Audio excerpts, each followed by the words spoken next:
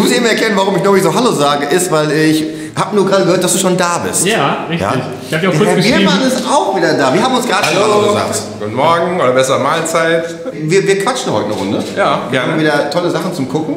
Ja. Man muss ja ehrlich sagen, von der Begeisterung her ist Hyundai bei uns auf dem Channel schon echt nah an Nummer 1. Wow, toll. Aber auch, ich muss sagen, ich glaube, daran ist auch jemand schuld. Ja, hier, der Herr zur Linken hier. Nee, der Herr zur Rechten hier ist daran so ein bisschen schuld. So, jetzt bin ich sehr gespannt. Oh, das ist aber ziemlich leer hier. Ne? Ja. Hier könnten wir Slalom fahren. Das wär doch gut. Ne? Oder rumdriften. Wow. Weißt du denn, wo wir hingehen? Ich habe keine Ahnung. Gehen wir denn richtig? Aber der Norbert war doch schon da. Ja, das ist richtig. Okay. Ja, also hier ist es aber wirklich leer. Ja. Im Vergleich hierzu ist auf der Messe der Bär los. Das stimmt allerdings. Ja. Ich bin sehr gespannt. Hast du es schon gesehen, ne? Hast schon gesehen, ja. Okay. Ja. Wie lange bist du jetzt schon hier? Seit 10 nach 11 irgendwie sowas um den Dreh. Ich war gerade im Huven noch unterwegs. Ach, guck, der Dr. Crazy. Ah, hast du den gar nicht gesehen jetzt gerade? Nee. Von einer Sekunde haben wir uns getrennt. Ah, okay, nee, den habe ich hier gesehen. Okay.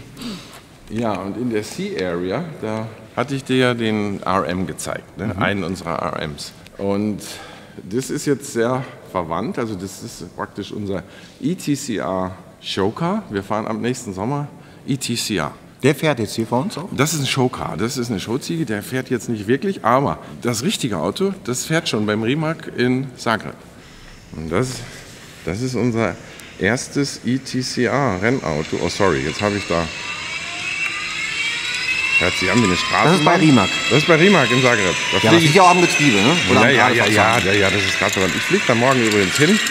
Geil. Und inzwischen waren die auch schon auf einer Rennstrecke irgendwo. Und da hat einer gesagt, Super, das ist der Florent La Rossa, das ist unser Package-Mann und der hat da viel gemacht und der sagt gerne Super. Super. Ja, und das ist jetzt eigentlich das Showcar dazu. Ja, der sollte ja schon eigentlich irgendwie zur nächsten Veranstaltung und da hat aber die Annette gesagt, nee, lass ihn mal hier, das ist vielleicht was für den JP. Und der Stand ist umgeräumt. Das ist jetzt nicht mehr so journalistenfokussiert, sondern auch mehr dann normales Publikum. Und jetzt stehen halt jetzt der i10 und so stärker im Fokus da. Und gestern haben wir dann noch unsere Hydrogen Charging Station. Wir haben so einen Lader, so eine Ladestation, weil Batterie-Rennautos muss ja irgendeiner laden. Und die Fahrerlager dieser Welt sind ja alle nicht vorbereitet auf so viel Stromstärke zur gleichen Zeit. Ne? Wenn es Le Training-Session ist vorbei, alle Batterien leer, alle müssen laden gleichzeitig, dann fliegen wir mal alle Sicherungen raus in so einer Rennstrecke. Habe ich nie drüber nachgedacht, aber das ist echt ein guter Punkt. So, und wir haben natürlich gesagt, hoppla, Hyundai, wir haben ja eigentlich für fast alles eine Lösung. Wir machen jetzt, wir machen jetzt 2 Nexo-Stacks, ja, 2 Stacks vom Nexo in eine schöne Kiste rein und dann können wir mit diesen beiden Nexo-Stacks haben wir so knappe 200 Kilowatt Ladepower. Dann laden wir mal eben ein Rennauto wieder voll. Wenn wir jetzt mal zu dem normalen Straßauto rüber wechseln. Veloster, Deutschland. Ja? Nein? Nein. Ich hatte ja auch gehofft, dass da das Telefon nicht stillsteht. Aber also der Druck ist da jetzt nicht so. Sollen wir doch mal die Leute hier fragen? Nur fragen. Ja, kannst du mal fragen. Aber ich glaube, das wird eine schwierige Geschichte. Aber wir können ja mal fragen. Meinst du designtechnisch? Ich finde das Auto so toll. Ja, ich finde ihn auch mega cool. Also vor allem das Rennauto, aber der normale Veloster N, du hast den ja auch gesehen in Korea, der hat ja auch eine Kraft. Mega. Ja. Und, wir fragen mal. Wir machen mal Kommentare drunter, ne? Also nicht oben, sondern in die Kommentarleiste. Ja. Veloster N, ja, nein. Okay. Ja. Dann gucken wir mal. Ja, und das ist jetzt eben praktisch das TCR-Auto, aber auf ETCR. Das heißt, Heckantrieb, der hat jetzt der hat jetzt gar keine Batterie. Aber das Auto, was du gerade auf dem Videoclip gesehen hast, der fährt noch mit einer Rimac-Batterie, mit einem 4 chinesische Motoren, 2 links, 2 rechts. Und der fährt jetzt so ein Renninverter aus Amerika. Und die Rennserie, also ETCR, die verkaufen dann Einheitsteile an die Teams. Aber genau, das ist jetzt das Showauto. Ja, sieht mal ruhig das tut.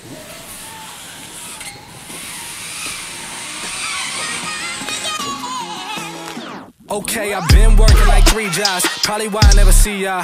Probably why I never have time for the fake friends I won't be, oh God, I've been running now. Up early when the sun is out, not setting out my own soul, but those real ones, they coming out. Oh, look who's reaching out. Old friends wanna feature now. They don't work, so they need it free. Ooh, you reaching out from the west side of that old town, but there's no shows till I go down to the open mic, show love to the real ones that know now. Some of y'all don't know now. In a couple months, you gon' find out. Been blowing up from the underground, and they stepping on and land mine now. And they know it's my time now. Coming up, I'm on a climb now. Everybody claim they been ballin', but it's looking like they took a time out. Okay, I'm working on a Wednesday, then up again the next day. So-and-so is poppin', man, I skip him like he leg day.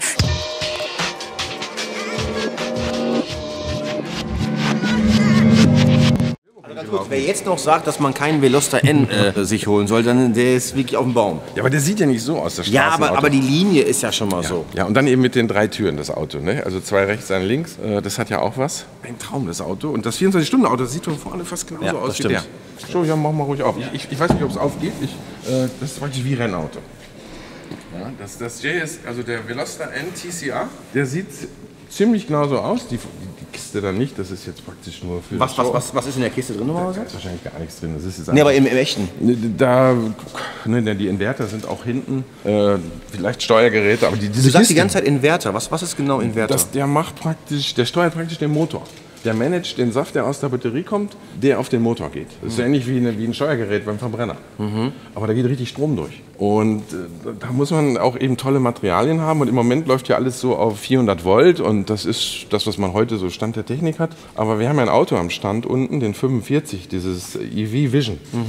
Und dahinter steckt ja ein Serienauto. Und der kommt Anfang 21. Das ist unsere nächste Generation Elektroauto. Auch 400 Volt. Nee, 800 Volt.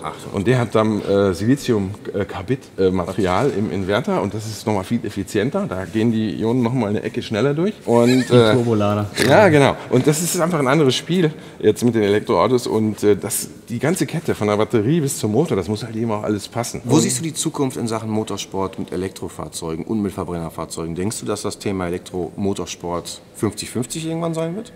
Das wird lange dauern. Das kommt auch darauf an, wie geil wir das hinkriegen. Ja, wie viel Action. Und das Publikum. Ja, und wir können natürlich dann mit diesem Motorsport in die Stadt gehen. Und das ist dann schon noch mal... Es geht auch mit dem Verbrenner, früher. Früher ging das auch, ja. Von daher denke ich, also der batterieelektrische Motorsport und irgendwann auch der Wasserstoffmotorsport, das hat eine Zukunft, das ist ganz klar. Und da werden Wasserstoffmotorsport. ja, das wird irgendwann auch kommen. Im Moment, sage ich mal, ist ja alles Effizienz, Wirkungsgrad, aber wir entwickeln ja weiter für die dicken Trucks und so. Ja. Und da fällt dann irgendwann noch was ab für die Rennerei. Was gucken wir uns denn noch Schickes an? Also, was interessant war, eben dieses Auto gestern auf dem Stand, daneben unser Hydrogen Charger. Den will ich mir gerne angucken. Ja, der steht am Stand Okay. unten und da sind 2 Nexus-Stacks drin, also mit einer ordentlichen Kühlung. Und dann wollen wir eben dann auch Partner der ETCR-Rennserie werden, also Hyundai. Wir werden Dass dafür ihr sorgen, alle laden. dass die ist eine geile Teams dann alle laden können, ob wir Seriensponsor werden können. Ist natürlich auch marketingtechnisch. Ja, ich träume ja davon, so ETCR powered by Hyundai Hydrogen oder sowas. Ne? So. Aber ich weiß nicht, ob wir das hinkriegen. Schauen wir mal. Ja, wir haben jetzt dann noch bei dem RM19 und 20, da haben wir hier hinten noch so einen ganz fetten Diffusor drunter gebaut. Das war einfach von der Aerosimulation her dann nochmal ganz gut für die Balance. Ich sag mal, ab Prototyp Nummer 3 wird es dann ein bisschen verdaulicher. Nicht mehr ganz so wild. Ja. Was ich aber wirklich immer wieder, das muss ich mal eben loben, obwohl er nehmen möchte, was ich immer wieder gut finde, ist, dass jemand in deiner Position so für die Produkte und für Bauteile Feuer und Flamme sein kann, weil das ist nicht normal. So einen fetten Diffusor. Die anderen Jungs würden sagen, ja, und dann würden wir aerodynamisch noch ein paar Veränderungen vornehmen. Du willst einen fetten Diffusor. Ja, ich habe den nicht gewollt. Meine Leute wollten den und dann habe ich gesagt, ihr seid ja wahnsinnig. Und dann haben die gesagt, ja, aber ist ja kein Problem, oder? Ich gesagt, nee, eigentlich nicht. Passt ja. Ja, und dann haben wir das gemacht. Muss ja. Ja. Ja. Okay. Schönen Einblick. Bis später. Tschüss. The most popular guy in Germany now. Really? Yes. I heard that there's a lot of you. Yeah. No, very, very nice. Yeah? Sollen wir Deutsch oder Englisch sprechen? English. English? Yeah, Oh, okay. Yeah. No, but I heard something very, very interesting here with the charging system that you have. Yeah, we can show Let's you have a that. look. Yeah. Because this looks like Star Wars. Ja. Und das haben unsere Designer gemacht. Aber da drin, da ist zweimal Nexo. Aber So Mr. actually, King. if we have designed it, it could be It's just good a to see you. box. It's good to see you again in Germany, to be honest. I'm also happy. Yeah. Well, our design team made a wonderful design for us. Yes, really. But the concept is, it's just like a system for our bus. We have two fuel cell, which is used in the Nexo vehicle. Yes. You can see one model here, Yes. two model here. But the same. They're Yeah, both the same. They're right? same. But as this is not driving, doesn't have any ram air. I understand. Yeah, so we have to increase the cooling capacity. So we Yes. have put one radiator here, two radiator, 3, 4 radiators. Yes. So that is a little bit wide. And let me tell you this. Here is the hydrogen port. Yeah.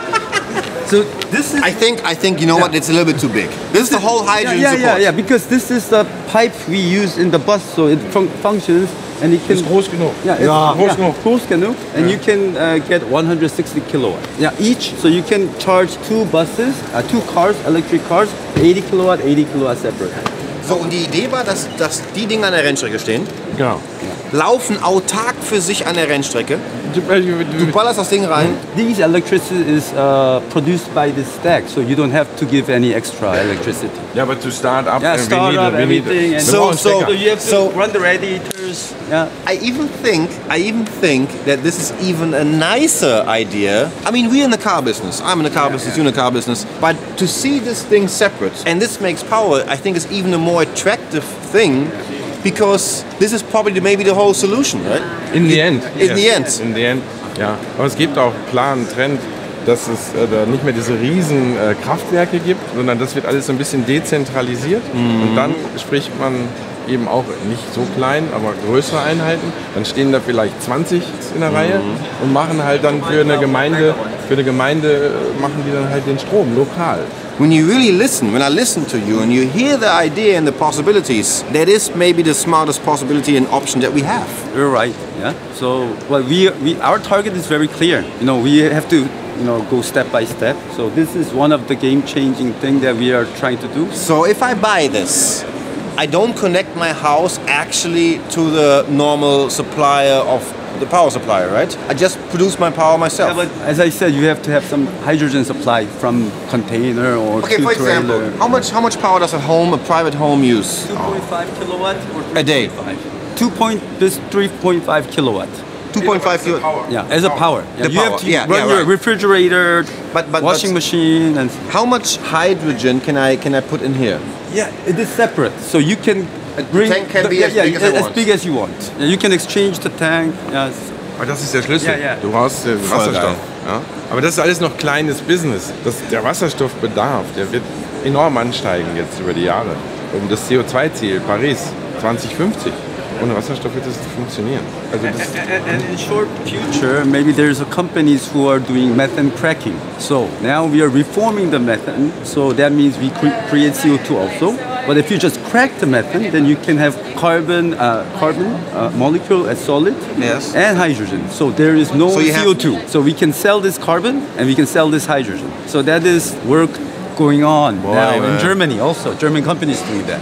Yeah? I will not tell the company name.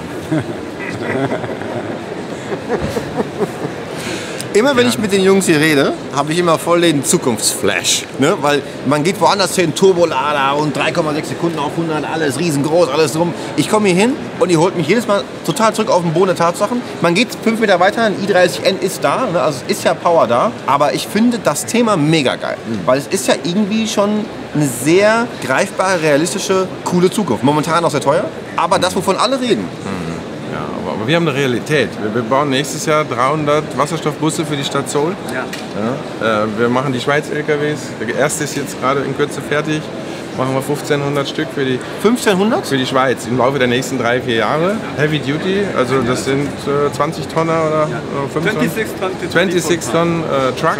Wasserstoffzeugs. Ja, wir mit 2. Yeah, we'll put two of these. Aber wir arbeiten schon an 200 Kilowatt. Aber genau, ich würde aber auch sagen, wir müssen noch mal was bauen. Ne? Wir müssen noch was Mehr bauen. Qualm. Actually, this is just our powertrain for buses and trucks. I would say. It is working. I would say, dass wir drei uns zusammensetzen und mal was entwickeln und mal ein bisschen was grübeln, dass das mal richtig, dass wir mal in die andere Richtung gehen. Wir gehen verschwenderisch mit Wasserstoff um und machen mal was, verschwenderisch ist das falsche Wort, aber wir gehen mal so richtig in die Vollen und bauen mal was so richtig Qualm an der Kette hat mit Wasserstoff. Ja, eine verrückte Idee, da können wir nicht drüber reden. Later. Yeah, maybe you can ask Mr. Pierre. Ja, we already talked. We figure out something. Ja.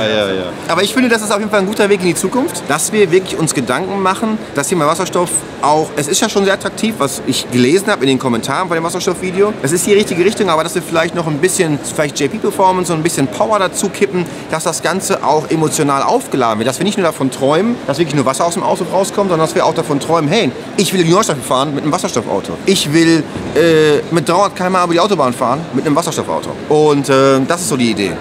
Okay, ja, das ist eine sehr gute Idee. Finde ich auch gut. Ja, ich weiß nicht, ob ich das angedeutet habe, aber wir arbeiten ja auch an so einem verrückten Auto, aber das ist zu weit weg. Aber also deine Idee war schon richtig cool. Ja. Und wir sind natürlich schnell.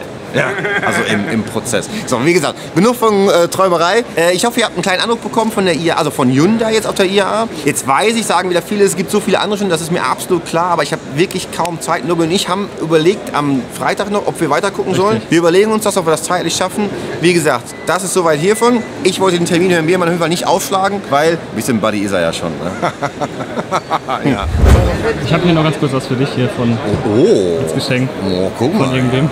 Geil. Also jetzt geht's an was, wo ihr nicht mal alle sehr stark drauf wartet. Denn dieses Fahrzeug sind wir ja quasi schon in Seoul gefahren.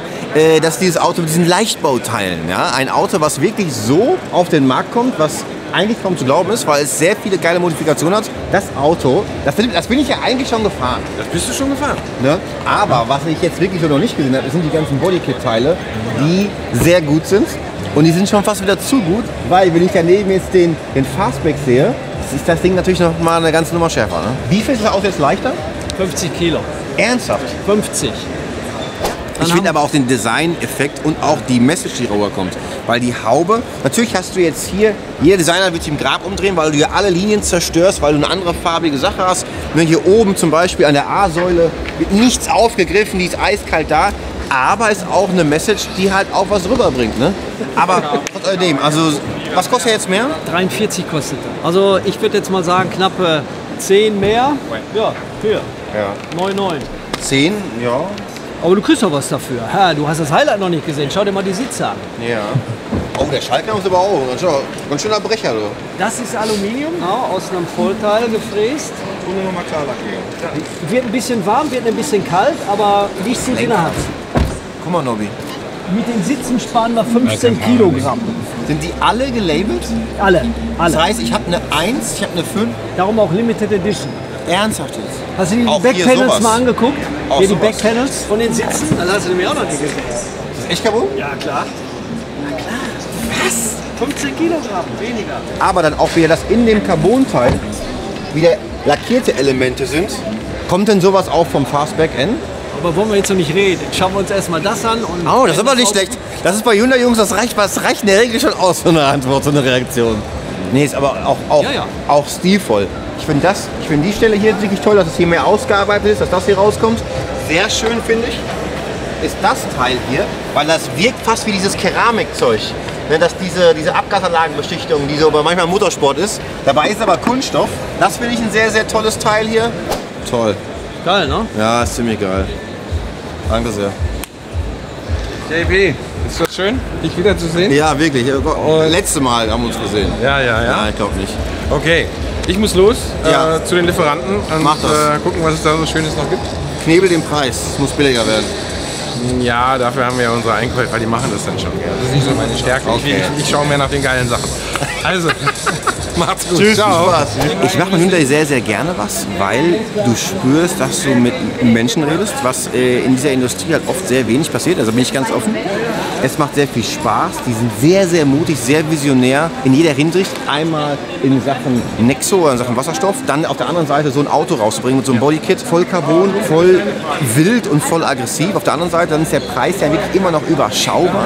Und ganz ehrlich, wir wissen ja alle, dass es preistechnisch immer noch was geht in Sachen Hyundai. Weil wenn er jetzt hier 43 kostet, weißt du ganz genau, Da geht noch was. da geht noch was. So, und so ein Auto mit Carbon-Sitzen, Carbon-Haube, Carbon-Bodykit, Front, hinten, Seite, alles, Räder, Ich würde schon sagen, die hängen schon ganz viele deutsche Hersteller ab.